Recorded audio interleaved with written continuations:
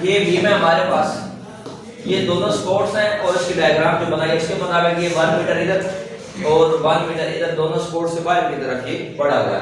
दरमियान वाला स्पैन इसका 4 मीटर था और इसके ऊपर पूरे स्पैन के ऊपर जो लोड लग रहा है वो यूडीएल है और एक जो यूडीएल है वो बेसिकली ये है 200 किलोग्राम पर मीटर स्क्वायर जो अपवर्ड लग रहा है और ये जो 50 किलोग्राम पर मीटर स्क्वायर जो है वो शो किया गया है। वो बेसिकली इसके डाउनवर्ड जो है वो जो सीलिंग होती है इस तरह का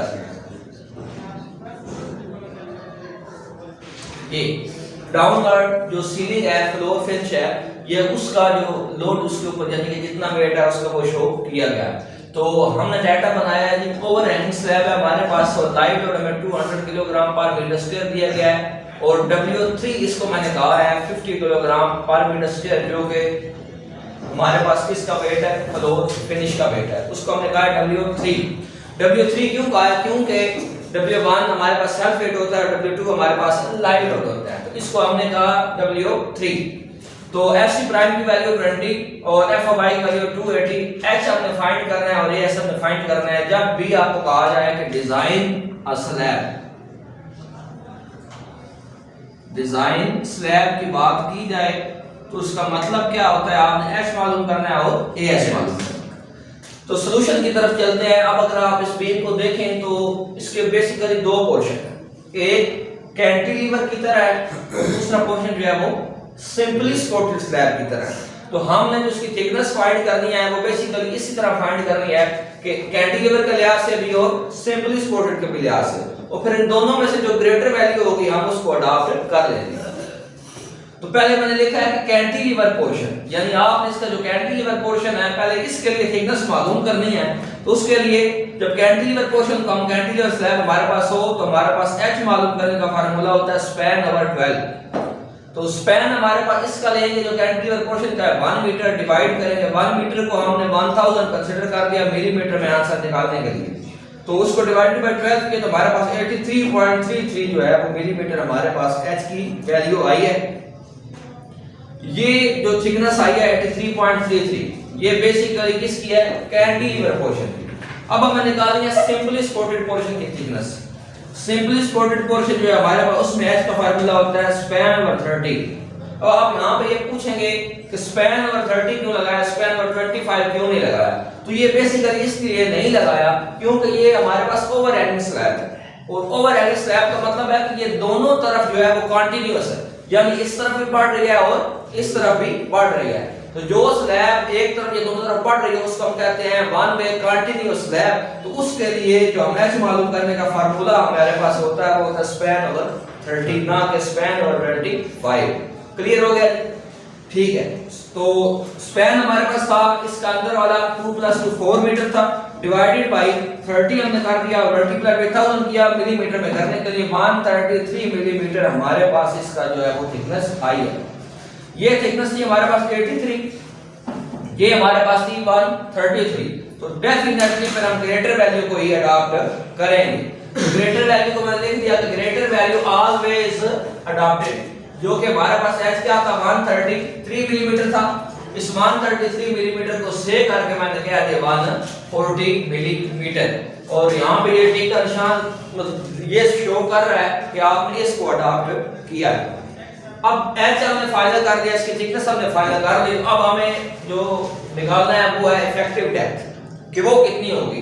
तो वो H माइनस क्या होगा 27। हमने से इसको 140 किया था तो 140 में से जब हम 27 को माइनस करते हैं तो हमारे पास आंसर आता है 113 हमारे पास आंसर आता है। तो 133 मिलीमीटर को हमने क्या किया 113 मिलीमीटर को से क्या दिया 120 मिलीमीटर। तो हमारे पास D की वैल्यू बेसिकली क्या आ गई 120 मिलीमीटर। अब थिकनेस भी निकाल चुके इफेक्टिव डेप्थ भी निकाल चुके। अब हम क्या करते होते हैं लोड कैलकुलेशन करते होते हैं। क्या करते हैं लोड।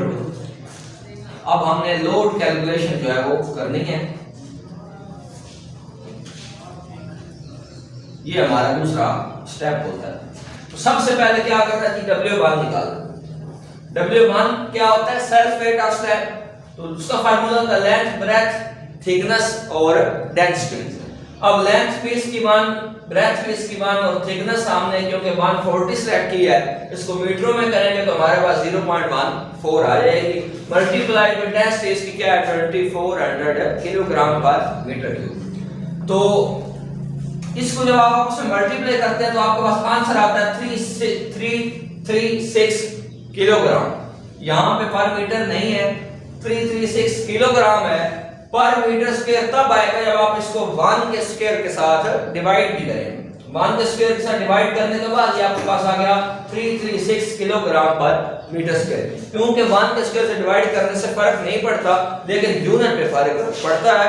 हमें ये यूनिट चाहिए होता है क्योंकि जब हम दोनों लोड आपस में प्लस करते हैं तो उसमें एक का यूनिट जो होता है किलोग्राम पर मीटर स्क्वायर होता है, और इसलिए हमें इसका भी यूनिट जो है वो किलोग्राम पर मीटर स्क्वायर बनाना होता है।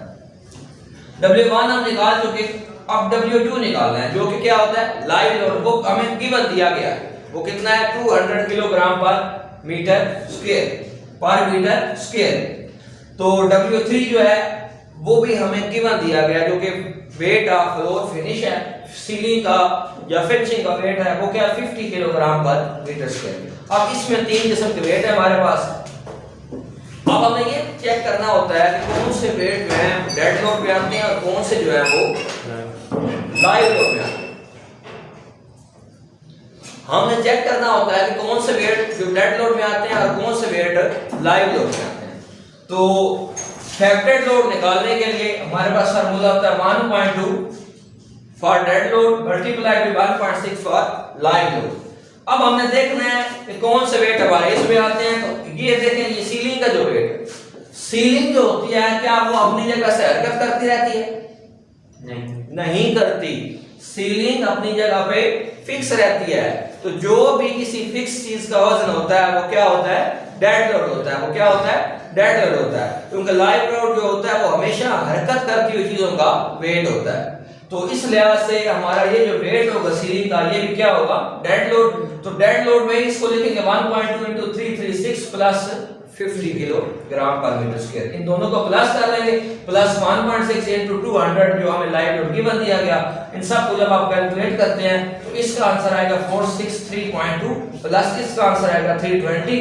दोनों को प्लस करने से आपके पास WU की वैल्यू आ जाएगी जो कि 783.2 किलोग्राम पर मीटर स्क्वायर होगी। ठीक है जी। फैक्टर लोड भी आपने निकाल लिया। लोड कैलकुलेशन का जो हमारा स्टेप था वो कंप्लीट हुआ। अब हमें इससे आगे जो स्टेप होता है वो होता है बेंडिंग मोमेंट निकालना। तो बेंडिंग मोमेंट के लिए यहाँ पे मैंने लिखा है कि this beam is symmetrical, so MBM maximum bending moment y at mid span. यानी बेसिकली ये क्या होगा? मिड स्पैन के ऊपर जो है ये एक्ट कर रहा होगा। ठीक है, यहां पे इसको हम लिख देते हैं कि एक्ट एट मिड स्पैन। यानी जो मैक्सिमम बेंडिंग मोमेंट क्या है? अगर जो है सिमेट्रिकल बीम हो तो उसके किस पॉइंट पे लग रहा होता है मैक्सिमम बेंडिंग मोमेंट? सेंटर पे, यानी मिड के उसके ऊपर जो है वो अप्लाई हो रहा होता है। तो अगर हमारे पास हमें ये पता चल गया कि ये बीम हमारा सिमेट्रिकल, तो सिमेट्रिकल बीम के रिएक्शन हम कैसे मालूम करते हैं? मैकेनिक्स ऑफ स्ट्रक्चर में भी हमने पढ़ा सेकंड ईयर में, और हमने जो है इसका प्रीवियस चैप्टर जो था, बीम से भी प्रीवियस चैप्टर जो था उसमें भी हमने इसके रिएक्शन निकाले।